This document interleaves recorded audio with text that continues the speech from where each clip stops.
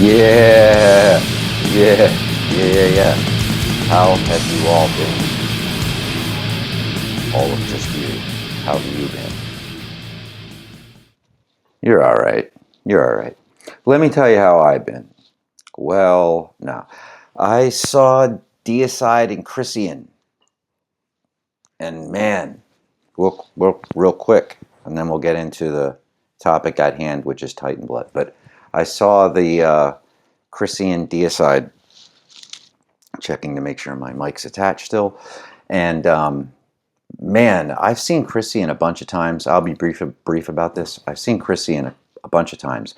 First time was in 1996 in New York City, Coney Island.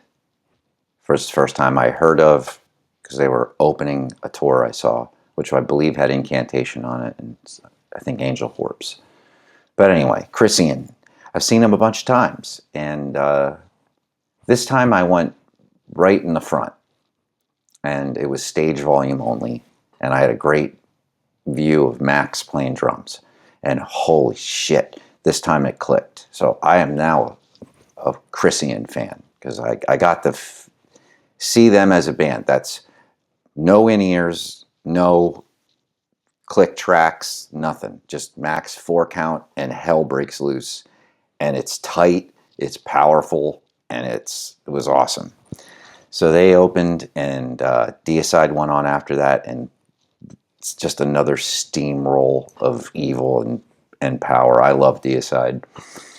And you know what? They still have it, man. It's power. Glenn's got it. He was funny that night. He did a little in between. I've seen him a lot of times where he didn't do a lot of dialogue in between, so this was pretty awesome. So anyway, great show. So if the Deicide Chrysian comes around your way, definitely go see it. Topic at hand, Titan Blood.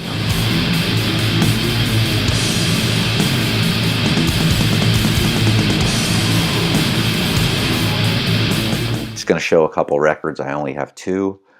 And I'm going to talk about why you should not, at any expense, go and buy Titan Blood albums. No, I am a Titan Blood fan. Real quick, and I'm going to show these LPs, this Death album. This thing here is 2014.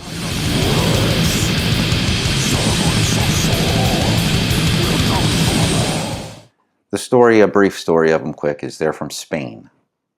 They were a band, one of the members, I guess, was in a band called Proclamation, which I've tried to listen to a bunch of times over the past couple of years. It's too primitive for me. This album came into my feed, and it kept coming back into my feed, because this is an album that you got to put some time into. This band is like, I don't give a shit if your whole family's been listening to Deicide and Cannibal Corpse and Broken Hope or whoever the hell else, and one of you put this on, one of the family members is going to bang on the door and go, Jesus Christ, what the hell is going on in there? This is a sonic nightmare.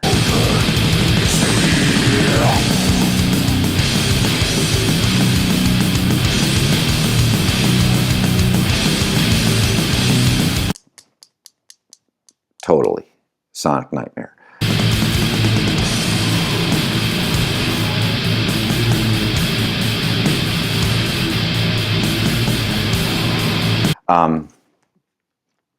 I hadn't heard anybody talk about it, and then I was watching an interview with Dan Lilker, a recent one, so within the past few years, and he was asked a simple question, like, who is the heaviest death metal band or ever? And he kind of internally rolled his eyes, because he gets that question's kind of silly, I guess, and he responded with, I don't know who I can say that is, but I can tell you that the band Titan Blood is the most vicious thing ever put to tape. And I completely agreed with him. So anyway, what you're getting with Titan Blood is a death metal band. It's kind of primitive, but they have atmosphere dialed in like nobody I've ever heard. The guitar sound is boat rope and chains being, I can't, I couldn't, it just involves primitive machinery with no oil. It's it's hellish guitar sound.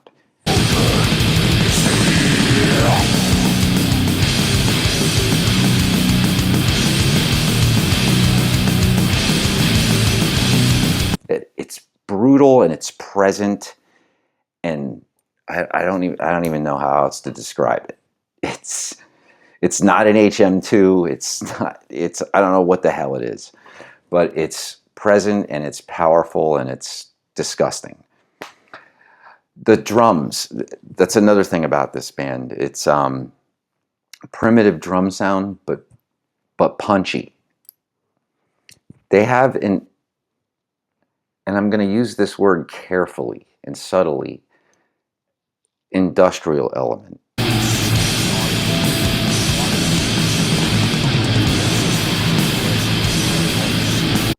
But not so much from programmed sounds. It's not about that. It's about atmosphere. But there's a, it feels like there's an early Godflesh, the album Street Cleaner, like a little bit of that type of influence or something like that, because they'll go into something like that. But this layers of atmosphere, and not to mention the vocals are, I don't even know, they're brutal, but also agonizing, but powerful. I can't even describe it. And they're layered. They're conquering as well, if that makes, I can't even describe it. I don't know. I don't even have the adjectives. It's a lot of layers going on with this thing here. But anyway, these are hard albums to find in the States, at least for me. I finally found them on Discogs. I found this one and one other one. But this particular one, these are long albums and they're investments.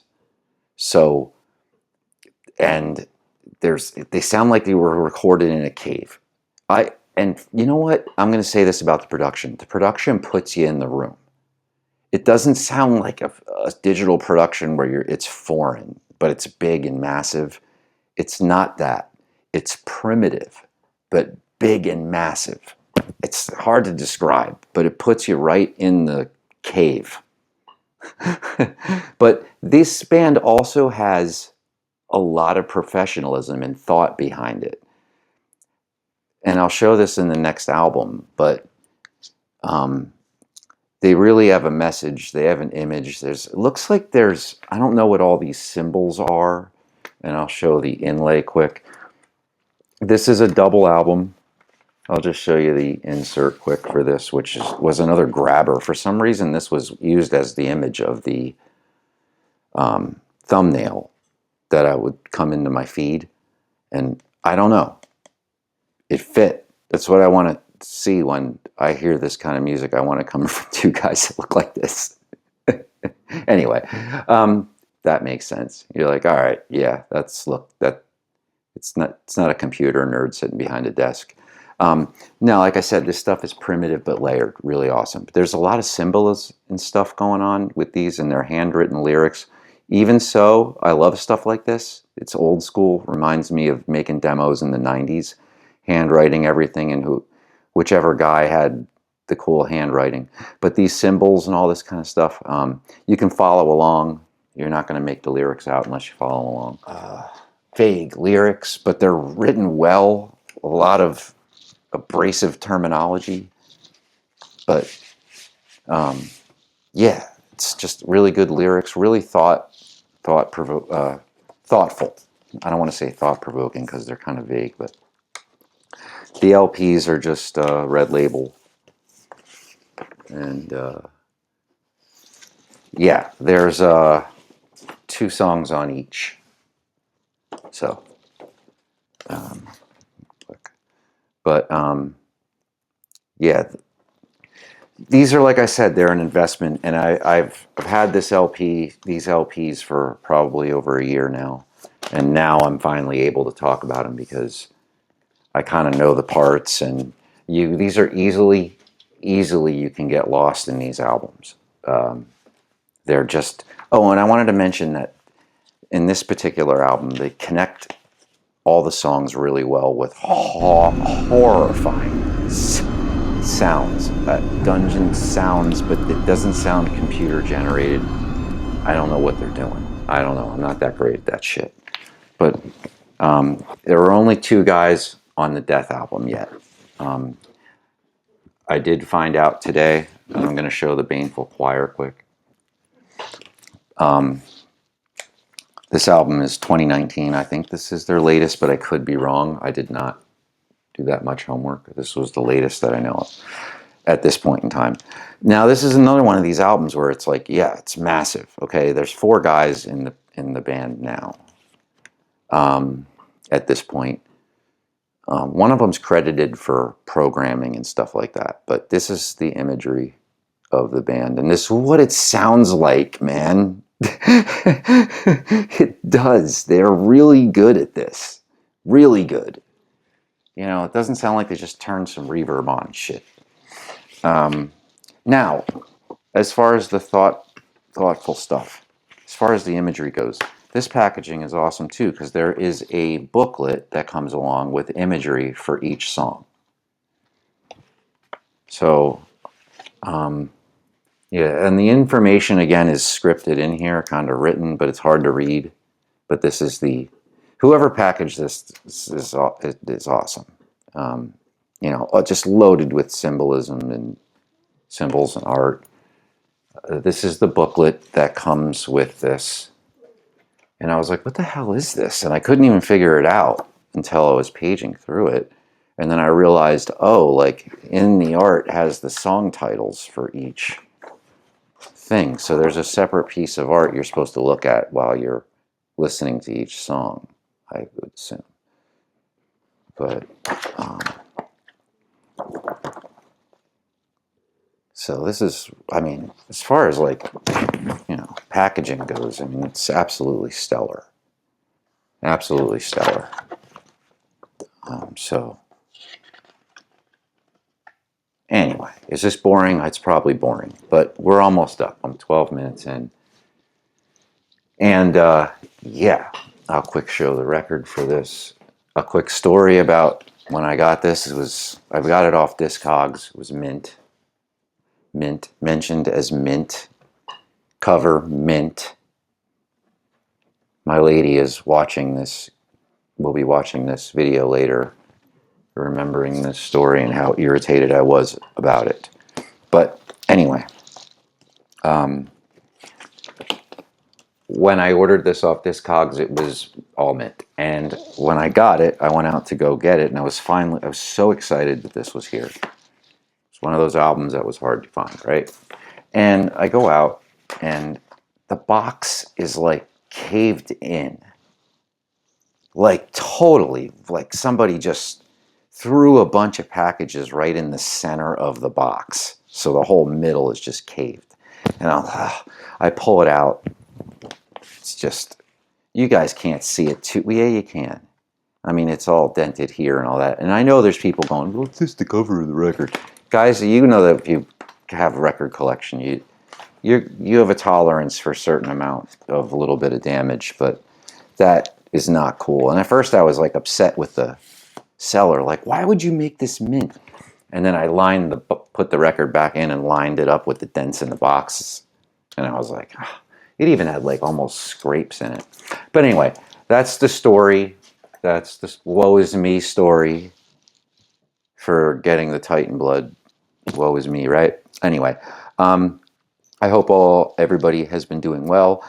That's my vote. If you can tolerate some sonic, hellish, brutal death with pounding industrial, and that just means in simple banging simplicity, driving, kick, snare. There's also a lot of building intensity in their songs where the drummer won't come in for a beat. He'll just kind of hammer the kick and do something on the hats. And it's just building I don't know, it takes a while and then they release into a blast beat, but it's something other than you would think they're going to do. They're really good at that. Anyway, yeah, if you need sonic hell, check out Titan Blood, particularly the 2014 on. I know Purging Tongues, and there's a couple before that, earlier albums, but and there's people that'll say those are probably the best ones, but to me, they really got their sound around this time. So anyway, Titan Blood. Yeah, if you could tolerate it, always. No, yeah, Titan Blood, always. And